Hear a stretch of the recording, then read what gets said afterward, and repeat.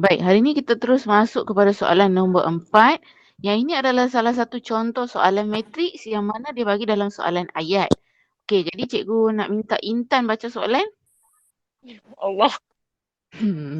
Baik, hantar sedap nasi Yuran ya. yuran masuk pertandingan badminton bagi orang dewasa ialah RM12 je cikgu.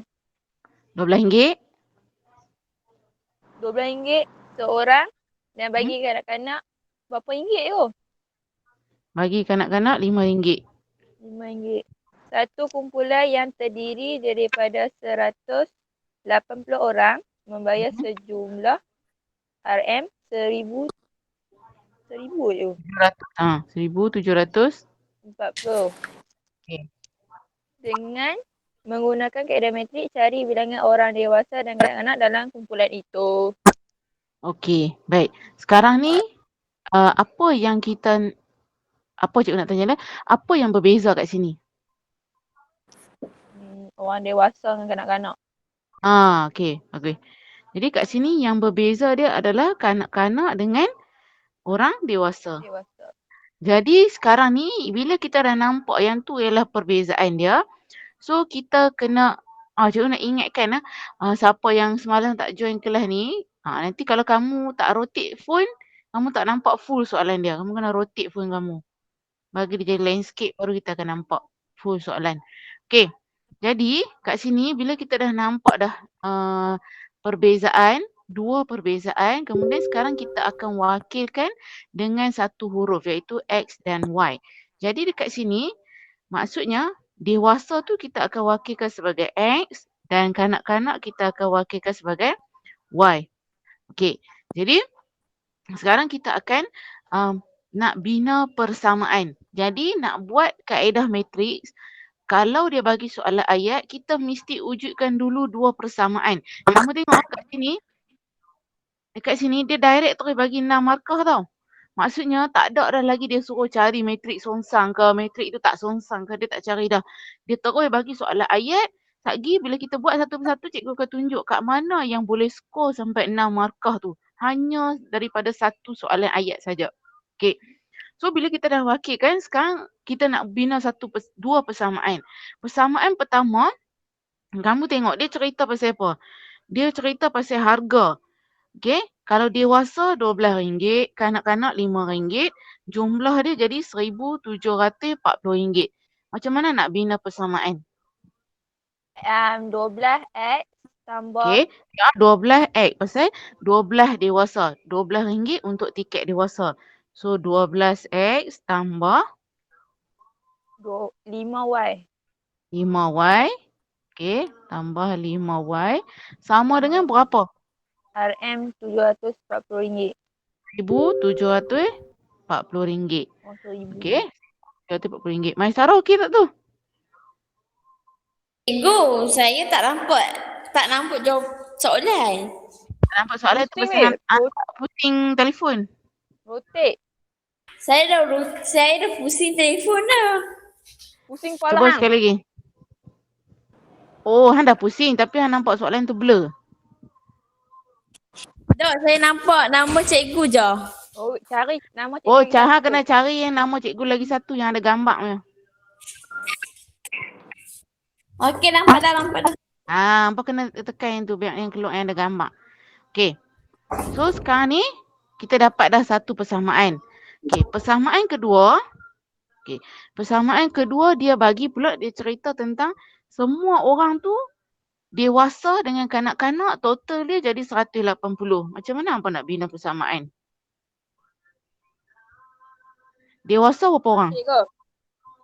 12. Tak, itu 12 tu kira duit. Ni Oh, bilangan. X tambah Y sama dengan 180. Pandai. X tambah Y sama dengan 180. So kena ingat kat sini. Bilangan tak boleh gabungkan dia dengan wang. Sebab tu kalau kamu tengok sini wang, duit dengan duit. Jadi bila dia tak bagi bilangan berapa, maksudnya X tambah Y sama dengan 180. Sebab dia dah beritahu dah jumlah semua peserta yang join tu adalah 180. Cuma masalahnya kita tak tahu berapa orang dewasa, berapa orang kanak-kanak. Inilah yang kita nak cari menggunakan kaedah matriks. Okey, sekarang kita nak guna kaedah matriks. So step pertama, okey. First, tadi masa kamu bina persamaan, kat sini kamu akan dapat 1 markah, 1 markah. Okey, so setiap satu persamaan 1 markah. Baca betul-betul, bagi faham. Step cikgu senang je. First, cari apa yang berbeza. Dah nampak yang tu berbeza, wakilkan dia dengan X, Y. Lepas tu tengok, ada tak dia cerita tentang bilangan. Bilangan sama dengan bilangan. Ataupun dia cerita tentang harga. Harga sama dengan harga.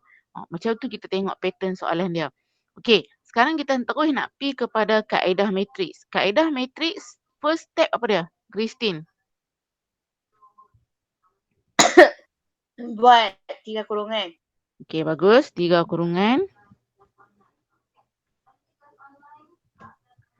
Okey. Kemudian, bracket pertama nak isi apa? 12, 5, 1, 1.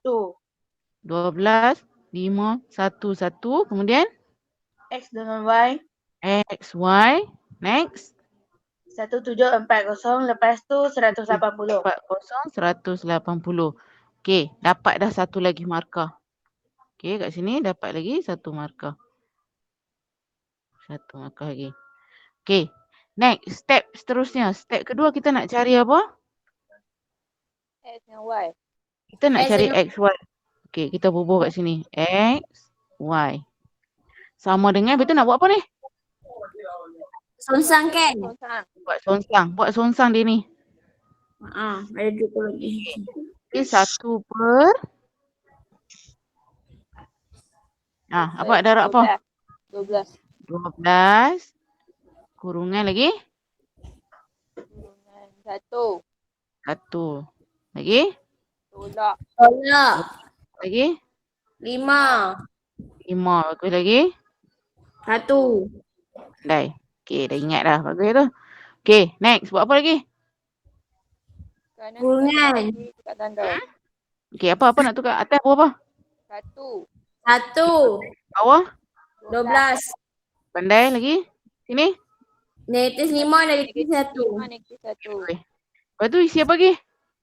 Kurungan Okey. 1740 dengan 180. Okey, bagus. Kemudian last kali buat apa? Sini lupa nak beritahu. Sini dapat dah satu markah. Next, pakai Pakai kalkulator. kalkulator. Okey, pakai kalkulator. 59. Apa? 59. X 59. Sorry. Saya kira silap. Okey, tak apa. Tunggu kira set. Saya kira.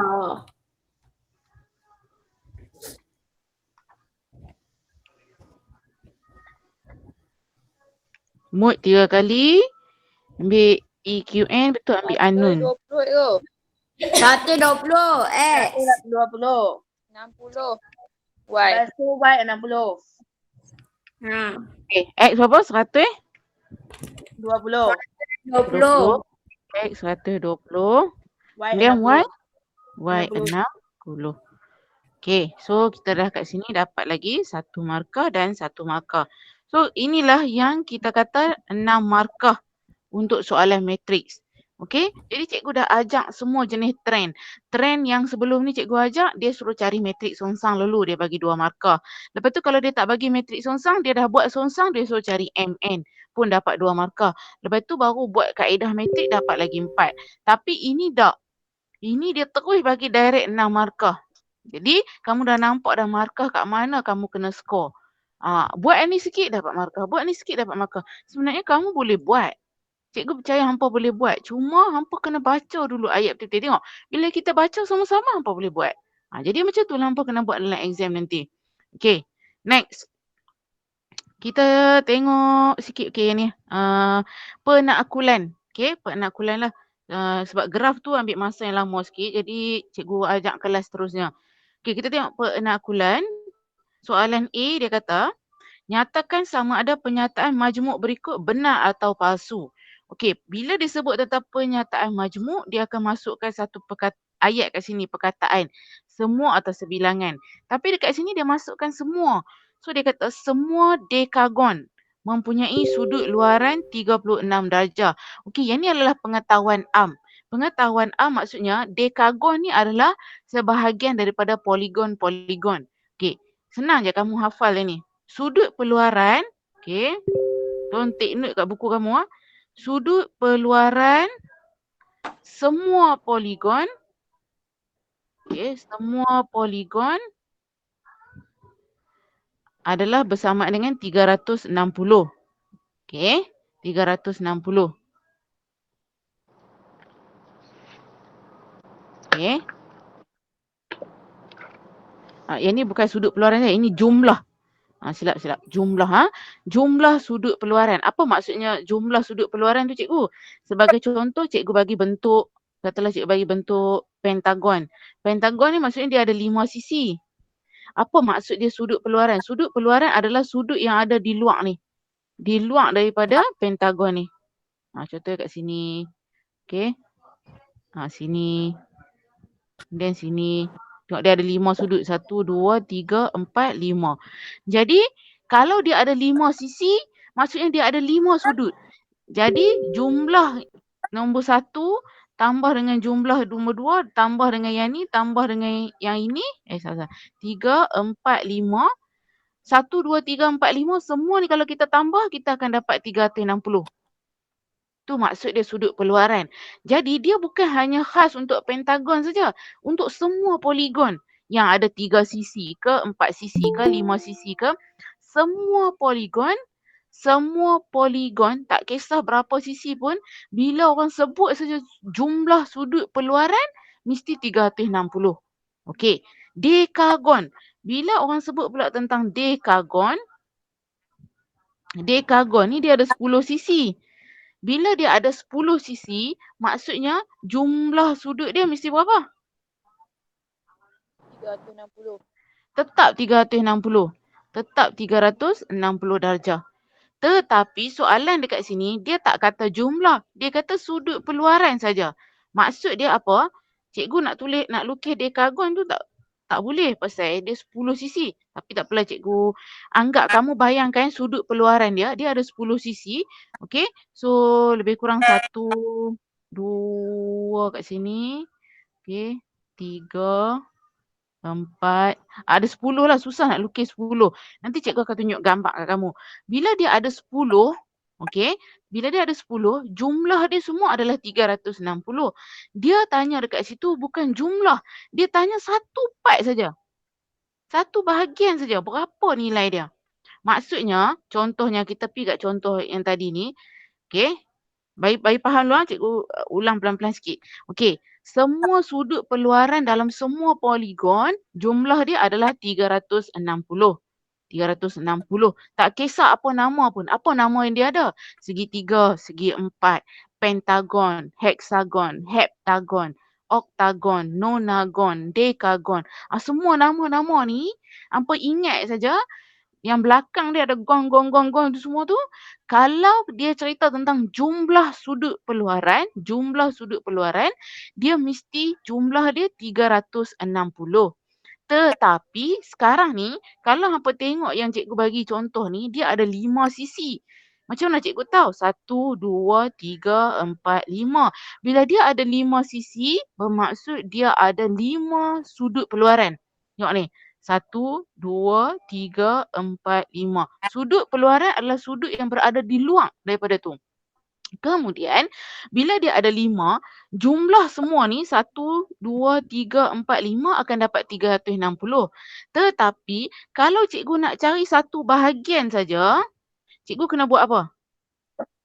Cikgu kena ambil 360, cikgu kena bahagi dengan berapa sisi yang dia ada? Bahagi dengan 5 sisi. Bagus. Jadi kalau 360 bahagi dengan 5 dapat berapa?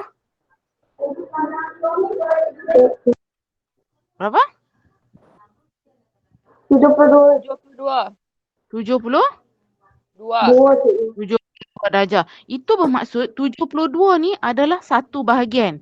Yang ni pun 72, yang ini pun 72, yang ini pun 72. Okey. Itu cerita kalau 5 sisi. Sekarang cerita dia ialah dia ni ada 10 sisi. Jadi cikgu nak tahu kalau 10 sisi jumlah dia mesti 360. Tetapi cikgu nak tahu yang satu bahagian je. Satu bahagian ni je cikgu nak tahu. Apa cikgu kena buat? Cikgu kena bahagi Dengan 10. Okay, 360 bahagi 10 dapat 36. 36. Sekarang tengok balik ayat dia. Betul ke salah? Betul. Benar. Semua hexagon mempunyai sudut peluaran sebanyak 36. So benar atau palsu yang ni? Benar. Ini benar. Okey, benar. So kita dah dapat satu markah. Okey? Okey, next. Sikit lagi ya sampai D kita settle lah ini. Baik. B, yang ni semua dah terror dah. Tulis dua implikasi. Okey, cikgu nak dengar yang pertama. Syifa boleh tak Syifa? Mic Syifa okey tak? Boleh. Okey, baik. Syifa baca kat cikgu implikasi 1. Apa kita boleh dapat? Okey. Jika 7 tolak tambah Jika 7 besar. tolak T tu Oh, T lah. Okey, lebih besar daripada Kosong. kosong. Maka T T kecil 7. pandai. Okey, so yang Syifa buat ni dah dapat satu markah. Tapi cukup ke satu? Tak cukup sebab dia kata dua implikasi. Okey, kalau dua implikasi kita minta satu lagi Maisara. Tak mau cikgu nak ni. Mary boleh Mary? Boleh cikgu? Okey Mary, tolong bagi kat cikgu satu lagi implikasi. Jika T berkurang daripada 7, Okey bagus. maka 7 tolak T Okey. lebih besar. Besar. Pandai. Good. Okey, bagus. Maksudnya kat sini cikgu dah tahu dah hampa tak ada masalah. Okey, 2 markah dalam tangan dah. Okey. So kat situ 2 markah implikasi settle. Sekarang kita pergi soalan C. Yang ni kita selalu ada masalah. Di mana kita nak membina permis bagi hujah berikut. Okey, kita tengok dia nak buat permis 2. Okey, dia nak buat permis 2, dia bagi permis 1. Permis 1 jika P tambah 9 sama dengan negatif 7, maka P sama dengan negatif 16. Permis 2, tak tahu. Kesimpulan, P tambah 7 tidak sama dengan negatif 7. Okey, step pertama. Step pertama, hapuskan. Buang jika maka. So, ambil pembaris, potong jika, potong maka. Sebab tak mau tulis dah. Next, step 2. Step 2, tengok apakah yang sama di antara permis 1 dengan kesimpulan. P, potong. Tambah, potong. 9, potong. Negatif 7, potong. Cuma yang berbeza dia sekarang daripada sama dia tukar jadi Tak sama. tidak sama. So, apa yang dia belum tulis? Yang ini. Belum tulis P sama dengan negatif 16. Tetapi tanda sama tadi dah tak boleh tulis sebab dia dah tukar dekat kesimpulan. Jadi bila permis 2 pun kita kena tukar juga. So apa kita nak tulis? Sarah dah? P tidak sama. P tidak sama 16. Negatif 16. Faham tak macam mana dia? Maksudnya apa perubahan yang dia buat kat kesimpulan, kamu kena adjust juga dekat permis 2. Itu je step dia. Ini senang. Boleh sebenarnya kita banyak latihan sikit boleh. Okay? Okay kat situ. Next. Okay, kita tengok yang ni. Yang ini kalau keluar soalan macam ni, yang senang ikut urutan ni, hampa try lah jawab. Buat satu kesimpulan secara aruhan untuk urutan berikut. Okey, dia bagi kat sini. Masa dia bagi semua macam ni, apa yang kita nak hapus cikgu? Yang kita tak mau tengok adalah yang belah ni. Yang depan sekali. Sekali buang. Tak mau tengok dah dia. Then next kita tengok yang ini. Tengok satu persatu. 5, 5, 5, 5. Semua sama tak? Sama. Kita tulis dulu 5. Okay. Kemudian bracket sebab bracket pun sama. And then kat sini 1, 2, 3, 4. Sama ke tak sama? Tak sama. Sama. Bila tak sama, tetapi dia ikut urutan tak? Lepas 1, 2, lepas 2, 3, lepas 3, 4. Dia ikut urutan tak? Ikut. Bila dia ikut urutan, kita tukar dia jadi apa? N. N. Faham tak? Bila dia ikut urutan, tapi dia nombor tak sama, tukar dia kepada satu huruf N. Cikgu saya tak minat N lah. Saya suka N. Saya suka M. Boleh M. Cikgu saya tak minat lah N. Saya tak minat M. Saya suka X. Pasal saya ramai X. Boleh juga buat X. Okey? Tak kisahlah nak buat apa-apa pun. Yang penting apa yang hampa suka tu hampa bubuh. Okey. Kemudian tengok pula kuasa 2. Kuasa dia 2 dia semua sama tak? Sama. Jadi okey. Kemudian tolak 3, tolak 11. Tetapi kita kena bagi tahu dekat pemeriksa N kita mula daripada huruf apa? Nombor apa? 5. N. 1. 1. 1, 2, 3, 4. Kena tulis semua. 1, 2, 3, 4. Kemudian titik, titik, titik. Okey, pasal apa kena bubuh titik-titik? Sebabnya kat sini nampak dia bubuh titik, titik, titik. Maksudnya ada sambungan lagi. Jadi kita kena cerita, maksudnya selepas 4 ni akan ada sambungan lagi. Okey, cikgu. Okey, boleh?